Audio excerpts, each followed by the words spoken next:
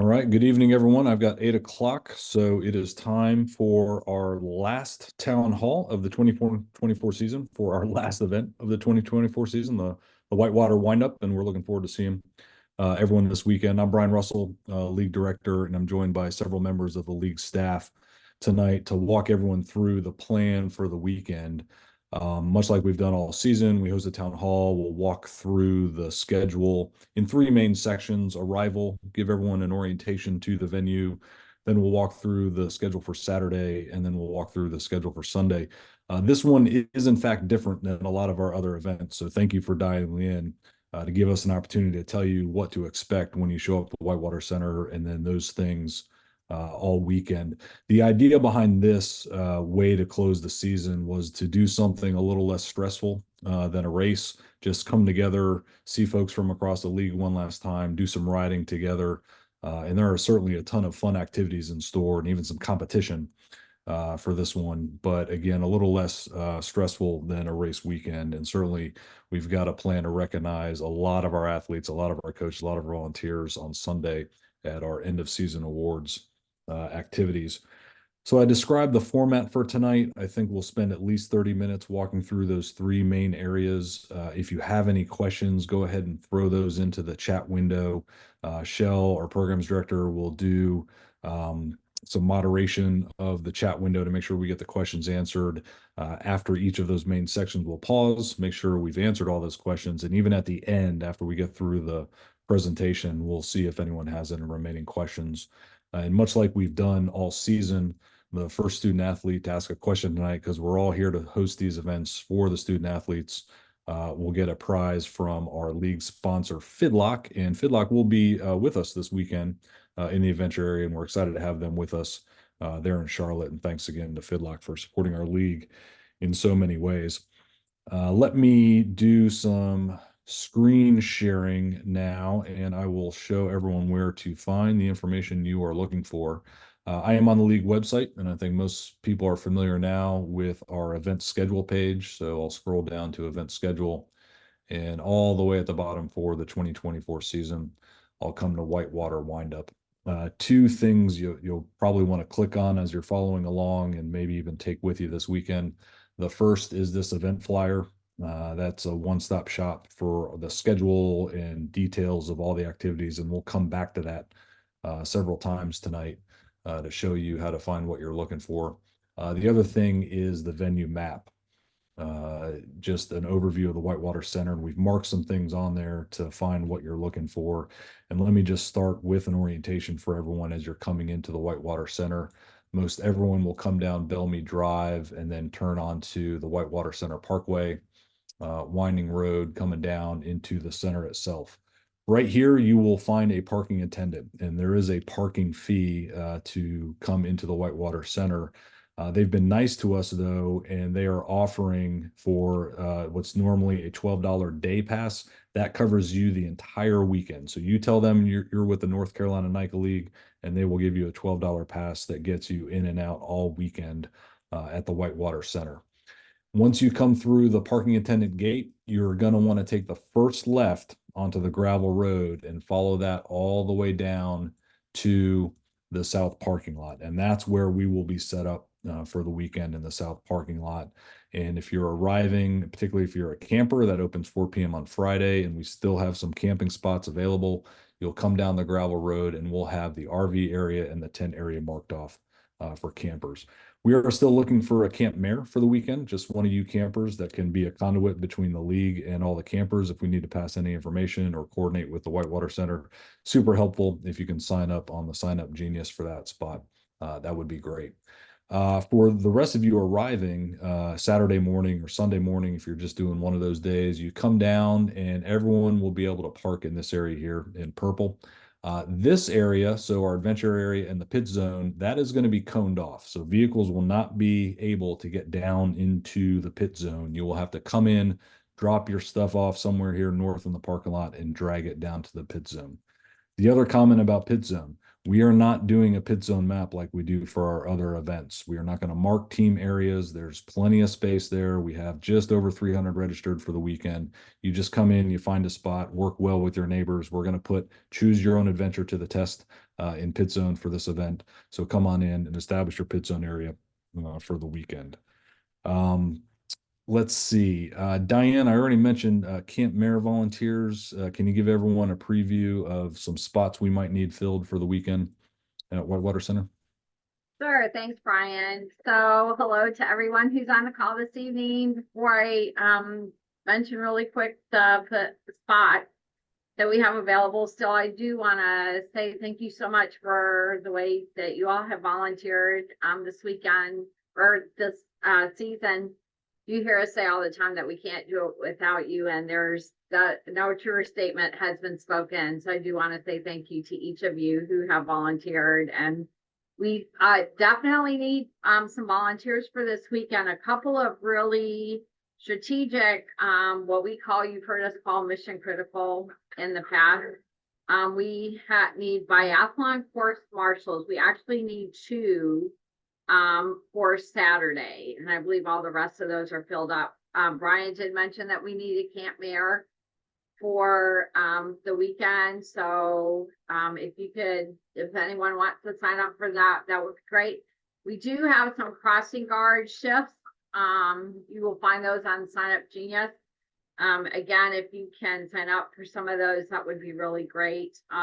We look forward to seeing you all this weekend, and find a spot, sign up. We'll be glad to see you. Thanks, Brian. Diane, thanks for giving everyone the overview. And folks, we don't have a lot of spots this weekend. This is not like a normal event weekend for us where we have upwards of 200 volunteer requirements. It's a lot less, but we do want to keep folks safe. Just like Diane mentioned, some marshals for some of our activities and some crossing guards. You do have to cross the roads a couple times at the Whitewater Center to access the trail systems. And again, we just want to keep people safe during our last event of the season. Last thing I'll mention is just some registration information. I've gotten this question over the past couple weeks. The registration fee for this event covers your NICA activities. So you pay the registration fee, you're coming to do orienteering, scavenger hunt, biathlon, night rides, those type of things. That's what that fee covers. The parking fee I mentioned gets you into the Whitewater Center, but all of the other activities at the Whitewater Center that are run by them. So you want to get in the water and paddle, you want to do a zip line, you want to do the ropes course. Those are all charged by the Whitewater Center. So it is not included in your NICA event fee for the league. That just covers the league activities. All those activities are available to you. You just have to contact the Whitewater Center to sign up for those and pay the appropriate amount to do those type of things. It's part of the reason we're doing it at the Whitewater Center. There are a ton of things to do for the weekend, and it's a pretty cool place. So I'll pause there. That covers most of the arrival information. Shell, how are we doing in the chat window? And if anyone else has any other questions about what to expect when you show up, let's get those on the table now.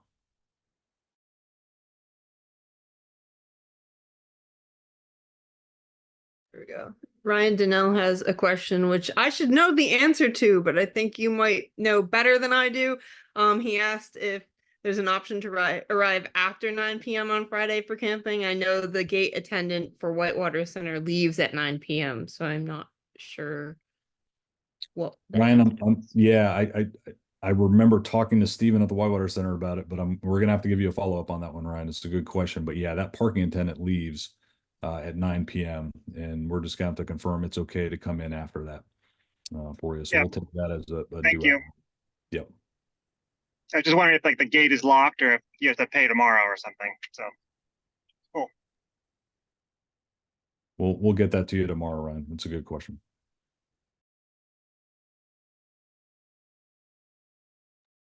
And that's the only unanswered question in the chat so far. Okay, well that's not too bad then. So let me cover just initially on Saturday the beginning of the schedule because it's a little bit different. Just for folks coming in Saturday, pit zone and registration both open at 8 o'clock. So you can come on into the parking lot, start setting up your team area as early as 8 o'clock. And then as I go back to the map, check-in registration. So here's our main area, south parking lot, pit zone, and an adventure area. Here's the parking. back up the gravel road, take a left into the center, stay left, and this is what's called the Ridge Pavilion. This is what you can consider league headquarters for the weekend. This is where we'll have registration and volunteer check in, and then check in and check out for all the activities. So that's where registration will be. Same as any normal event weekend. We'll have wristbands for everyone that's registered. And please, coaches and student athletes, bring your race plates, even though we're not racing. We still want that on your bike to account for you while you're out riding. It's a nice way to identify you in case there are any issues at play. So at 8 o'clock, that opens up. And then in the same area at 9 o'clock, Sean will host a coaches meeting to give an orientation for the day, pass any other information about what's going on for the day. And then at 9:30, our activities begin. So let's talk about a couple of those, some new activities for us, which are pretty fun and exciting. I'm looking forward to seeing how everyone does. Let's start with orienteering. Let's go to Golden. Golden, can you give everyone an overview of what to expect for orienteering? And I'll pull up that portion of the flyer. If you want me to go to the map, I can do that too. Yeah, that would be great. So just kind of a general idea of what the orienteering is on the mountain bike. It's not, like the traditional orienteering where people are traveling across country, just with the aid of a map and compass. You will be given a map of the Whitewater Center, and you will know on that map, it will show you what trails that those orienteering flags are located and the punch that goes with each flag. There's going to be a total of 20 different spots that you can ride to on those designated trails, where all the kids will be able to punch their control cards. There'll also be some additional challenges and activities at those spots. So it's really up to the team to figure out and plan out how many of these spots that they want to get to, what order they want to do them in. So that's kind of like where the challenge comes. Like, how many do you want to do? What order do you want to do? How long do you want to be out there? And really the only limiting factor besides your time limit, where you have to be checked back in at, I do believe is 5 o'clock, is meeting your student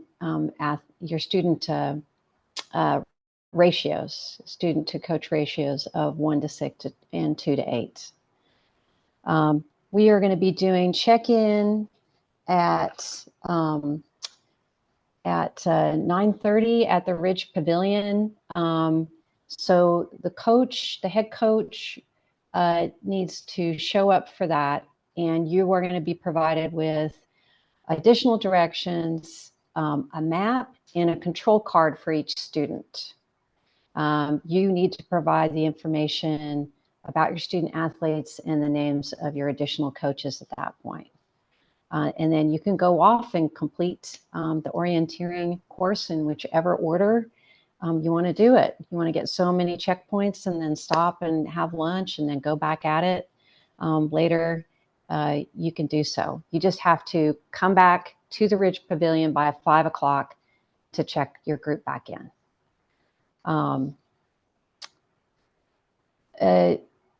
Another thing that you can do is that you can intermix with and form orienteering groups with other teams. We just need to make sure we have all of that emergency information and head coach contact information. So that ride leader has got to have that for all those student athletes. The control cards, when you bring them back to check-in, they can get stamped. So the student athlete has to have that control card with the number of punches, and they can earn stamps. And then those stamps will earn you a badge. So five stamps. Is that correct, Shell? Help me out with that. I get a little confused at this point.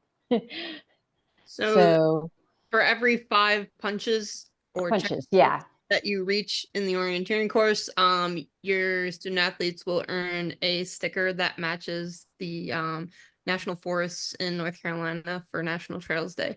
So if you get 5, you get 1 sticker. 10, you get 2. 15, you get 3, and if you get 20, which is all of the checkpoints, you get all of the stickers. Yeah.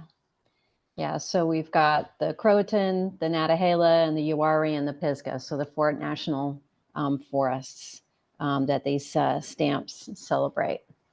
So, which is pretty cool. So this activity really, like I said, it's really, there's a lot of different ways that you can approach it, but it definitely will require teamwork and some planning on the part of your student athletes, and that's what we want to promote. When you're on the trail and you're looking for the orienteering flags, they are going to be bright orange. They should be easy to find. They will be off the trail. And so once you do see one, you guys are all going to pull off to the right, get everybody's bikes off the trail, because you don't want to interfere with other trail users during the activity, because these trails are going to be open to other trail users. So we want to be cognizant of having really good trail etiquette, pulling off completely off the trail. If you're stopping for one of the flags, orienteering flags, making sure all the bikes are off the trail, just being aware of all that good trail etiquette and behavior, making sure when you're approaching, let's say, a runner, that you're telling them that you are approaching them, giving them a heads up, and all of that good stuff. There is an event that's going to be on a section of one of the trails that we're going to be on, but it most likely will be almost over, I do believe, Shell, by the time we're kind of on that trail in bulk. Yes, there'll be some So, organized runners on East Main. It's not a race. yeah.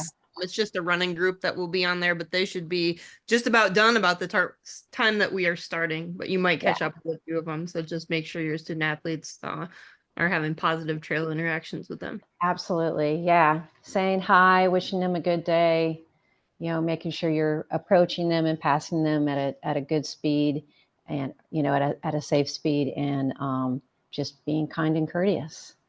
So super important, because these are open trails. We do not have the entire venue to ourselves. So any questions? There's a lot more information on the flyer. I didn't hit every little thing that's on there, but if you have additional questions, they're listed on the flyer. Thank you very much for the overview, Golden. I did want to clarify for everyone, not every coach that wants to do orienteering needs to show up at 9:30, correct, Golden? If you want to over at noon and grab your card and go out and hit 5 points, that's fine too. We're just trying to give you a lot of flexibility throughout the day. Yes, absolutely. Yeah. You can show up anytime after that opening time. Yeah, and just like Golden 9:30. said, we do have points all over the trails, even way up here. And how do I know that? Because Golden sent me all the way up there during the scouting for this, because the staff likes getting rid of me, sending me far away, keep me away for long periods of time. But I wanted to use that as an opportunity to identify there's some crossing guards, a couple of volunteer opportunities. That's a fairly high trafficked road that our teams are going to cross to get to those points. And so please consider signing up for some volunteer spots to keep folks safe while we're doing orienteering on Saturday. We need those crossing guards. So great, Golden. Thanks so much. Again, folks, throw your questions in the chat and we'll pause once we get through Saturday, see if there's any other questions. But the other activity for Saturday, I mean, who would have thought shooting in NICA? What? Sean Moore, come on. What is going on with the biathlon event you've got set up for us? So the biathlon is Olympic style biathlon, and it's done with mountain bikes rather than skis. And so what students will do is it will be a Le Mans start. So they will have to run to their bikes and get on their bikes, and then they will race the first lap. And at the end of the first lap, they will return to the target area. And that's when they have to dismount their bikes, go to their designated target lane, and then they have 5 shots to hit 3 targets. And so the biathlon targets look like this. And so when you hit the target, you can see it goes away. And so if you don't hit all the targets, then you have a penalty lap. And so what will happen is you will do the first time around after the first lap, you will be standing and shoot. The second time you will be kneeling and shoot. And then the third time you will be laying down and shooting. And then at the end of that last round of shooting, the number of targets that you did not hit will be tallied up and you will be assigned a certain number of penalty laps. And those penalty laps will be on foot. So they won't be on your bike. You will have to run your penalty laps. And so the first person to finish the 3 mountain bike laps, the shooting stations, and their penalty lap will be the winner of that heat. So there will be 4 people competing at a time. The way to register will be to go to that Ridge Pavilion and register for a time slot. And they will give you a paper slip for you to present to me to show that that's the time slot that you are there for. And then I will be kind of organizing everything. I will give everyone a preview lap of the course, as well as kind of an explanation of how the guns work so that they can kind of understand how that works. There will also be a target set up at the Ridge Pavilion for you to practice with, so you can get familiar there as well. One suggestion I have is that any student athlete who is competing should have a spotter. And the spotter really is the person who is watching the target. So if the student athlete misses, they can communicate to the student athlete how off they were. Like they were down and to the left or down and to the right or too high or too low, because it's very hard to see where your shot hits unless it hits the target.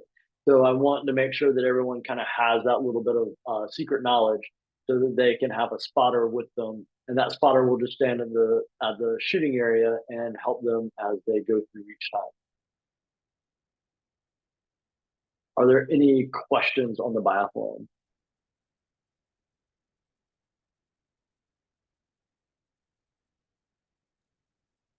I think, Sean got questions. I put it in the chat, but I guess we're not getting to that yet.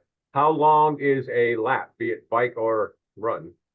So the bike lap is 0.4 of a mile. And then the running lap is like, I think it's about 200 feet. So it's very compact. Like we're in a small little area. The spotter can be a coach.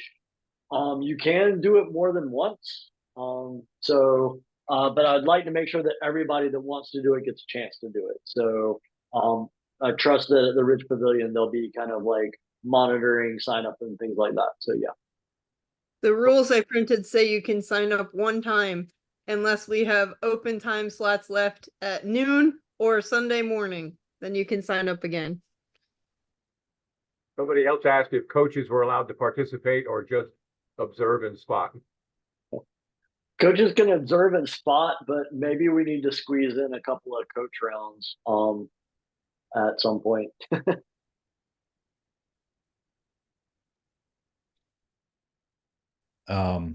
Thanks for setting that up, Sean. Sounds pretty cool, to be quite honest with you.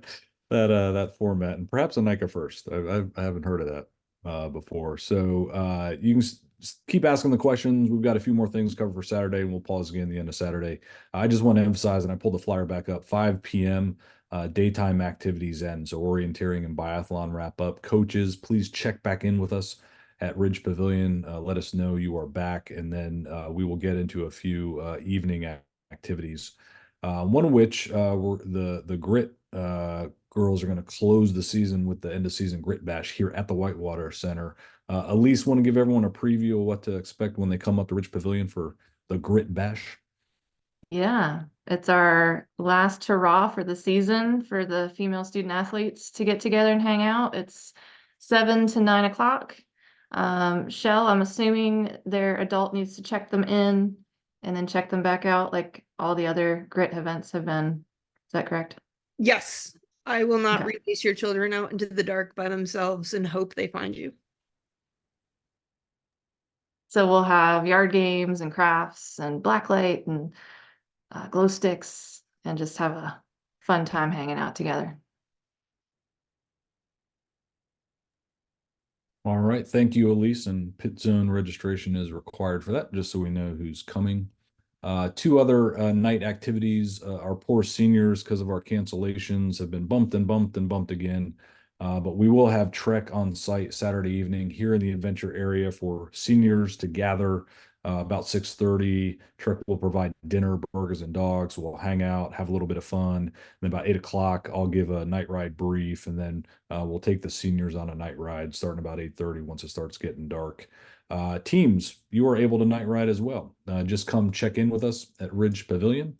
We're asking that you stay on the South Main Trail System in case we're missing everyone. We're not riding all around the center to find you at the end of the night. And for evening activities, we're going to close all of those at 9:30. Reminder for the campers, there are no fires in the camping area at the Whitewater Center, but there is a nice fireplace at the Ridge Pavilion. So at 9:30, we'll have the fire going if you want to come hang out for the rest of the night. That's 30 minutes past my bedtime, so I don't know if you'll see me there or not. But yeah, I might stay up a little bit later to hang out with y'all on Saturday. So with that, let's pause and just see if we've got any more Saturday questions before we go into Sunday. Shell, how are we doing on the chat window? Good. We have a couple that are worth mentioning. One was asking if student athletes can ride the other trails. Student athletes do need to be coach led. So that's up to your coach, which trails you want to ride. You don't have to ride the ones that the activities are specifically taking place on. Another one was whether or not all of the trails are open for the event. There are trails that are not part of the NICA event. That's detailed in the EAP. So all ride leaders should have looked at and have that EAP and be aware of which trails are not part of the event. All right, thanks for covering those. Let's roll into Sunday, and again, we'll have plenty of time for questions at the end if we forgot something about Saturday. Sunday morning, same time, 8 o'clock. I know some teams are just coming in for Sunday, and that's fine. That's kind of how we scripted the weekend, but pit zone and registration open at 8 o'clock. And then two activities for Sunday morning. Biathlon remains open. And like Sean said, you can sign up for a Sunday time, even on Saturday, if you want to save your biathlon spot for Sunday. But the other thing we've got set up is Scavenger Hunt. So Bill, why don't you walk everyone through what's going on for the Scavenger Hunt Sunday morning? Yeah, thanks, Brian. Happy to. So the Scavenger Hunt is going to occur on Sunday morning. We're going to be running this between 9:30 a.m. And 12:30 p.m. So as you alluded to and showed on the map before, registration for that and is going to happen at the Ridge Pavilion, where you noticed. And so teams can actually sign up on Saturday just to be able to get that paperwork out of the way if you want. But then on Sunday, you'll show up to check in, and that's when you're going to receive your list of clues. They're going to send you out on the trails that are on the southern side of the Whitewater Center and send you out. And so you'll leave from there, and then you'll come back with your returned list at the end of the Scavenger Hunt back to the Ridge Pavilion. So the flyer you flashed to does have details about the event. And there is even a second link to the set of trails that the Scavenger Hunt's going to be on. So folks can peruse this and see that, but we'll also have this information at the pavilion for folks to be able to see at the site. Just as a heads up, there's several types of clues we have worked into this. Some of them are going to require taking a photo on the trails. So we're going to need someone to coach or otherwise to have a smartphone with you while you're out there. Some clues are going to have a written answer to them. And then some clues will have teams bring back a season 8 themed object related to that. So all this will become more clear around the event. But I do just want to highlight a few reminders, kind of like what Golden introduced to everyone earlier. This hunt should be done as ride groups. And so for that reason, we're asking that teams need to have between 4 and 8 student athletes and at least 2 coaches on them. So for bigger groups coming to the Whitewater Center, you may need to split up into smaller teams for the hunt. So I just wanted to set that out in advance. Those ride groups, as I said, need to be coach led on the course. And we do ask that teams stay on the together on the trails. And one element that's unique to the scavenger hunt is these trails at the Whitewater Center are directional. So you need to be thoughtful and make sure you're going in the correct direction on the trails as you do the scavenger hunt. And then finally, as Golden also alluded to, these trails are open to the public. So when there are going to be clues that have you get off the bike. And we just ask that everyone move their bikes completely off the trail to be able to complete that activity. But again, you'll be out on the trails and then you'll be come back and check in to the Ridge Pavilion at the end with the list of items that you found. But happy to take any questions that anyone has about the scavenger hunt. Fantastic. Thank you very much, Bill. And yeah, throw your questions in the chat or we'll catch them here at the end. Sunday activities, we're going to plan to end at 12:30 and then give everyone a little bit of a break for lunch. And then at 2 p.m. up in the Ridge Pavilion area, we will do end of season awards. And we've got quite a few. We will do the race awards, both individual and teams. We will do our Teen Trail Corps awards, individual and teams, volunteer awards, individuals and teams, character awards. We'll do the overall team awards. And throughout all of that, we will also announce the winners of our spring fundraiser or the Trek giveaway. That fundraiser is now closed. Thank you, everyone who's contributed. We will know the winners by the weekend and we'll announce those during podiums. You don't have to be present to win, but we did want to give a shout out to those that contributed and won those prizes. Let me mention just a couple other things before we go to open questions and answers. One is the weather, thankfully looking very good for this weekend, but it is warmer. So coaches, please have hydration plans for all of your athletes. I didn't mention it at the beginning, but there are no restroom facilities down here in pit zone or camping, no porta johns, anything like that. The closest restroom is going to be up here at the Adventure Pavilion right here, marked accordingly. So it's a little bit of a walk, but water available there. Restrooms at Ridge Pavilion and restrooms all throughout the center. In the center, there is a 24-hour shower facility for the campers. You can grab a shower anytime during the weekend while you're there. So coaches, again, just plan your water refilling and your hydration breaks accordingly. And then just because it is approaching the summer, we will be linked into the Whitewater Center storm notification system, and we will do our best to get the word to you. All the staff will have radios. Coaches, as you check out to go on your rides, we'll ask for a cell phone. We'll try and contact you, but coaches, pay attention to the weather in case there is a storm. Get back to some shelter. And the Whitewater Center confirmed for us that any of their facilities are open in the midst of a storm for you to seek shelter. So the store, any of the restaurants, you can go inside and get out of the weather as it passes by during the weekend. So with that, let's pause and see if there are any other questions about the Whitewater Windup and our time at the Whitewater Center this weekend. Michelle, how are we doing on chat? I think we are good, other than we clearly need the Nerf guns at a coach retreat. Oh, Sean, you heard that.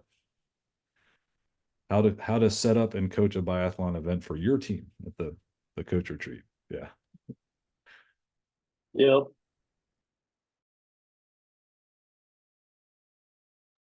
And Shell, I don't know, did we have a student athlete ask a question? There's still time remaining, perhaps. I don't.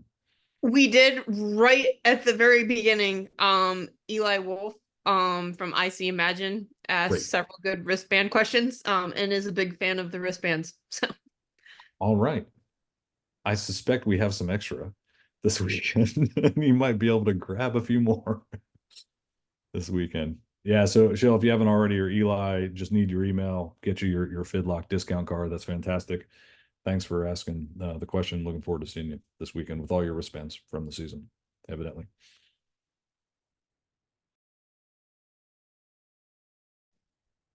I had a quick question. Could you review again the restrooms situation? I certainly can. Let me go to the map. So in our team area, so pit zone here, we have the adventure area set up, some games, campers down here. The closest restroom, so there's no porta johns around here. The closest restroom to that area and the area we're parking is the Adventure Pavilion right here. This little icon right here, that is the closest restroom right there. They are also located all throughout the center here. So you just need to plan accordingly to grab your water or get rid of your water, whatever one you're doing. You need to go to the center to do that. Is that fair enough? Thanks. That's great. Yep, absolutely. Yep, no problem. Thanks for the question.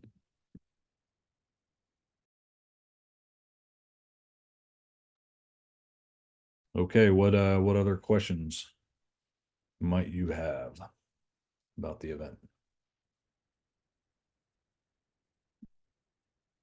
And I see we got a shower question, Shell. I'll point on the map right there. It's kind of in the main part of the center. The shower facility.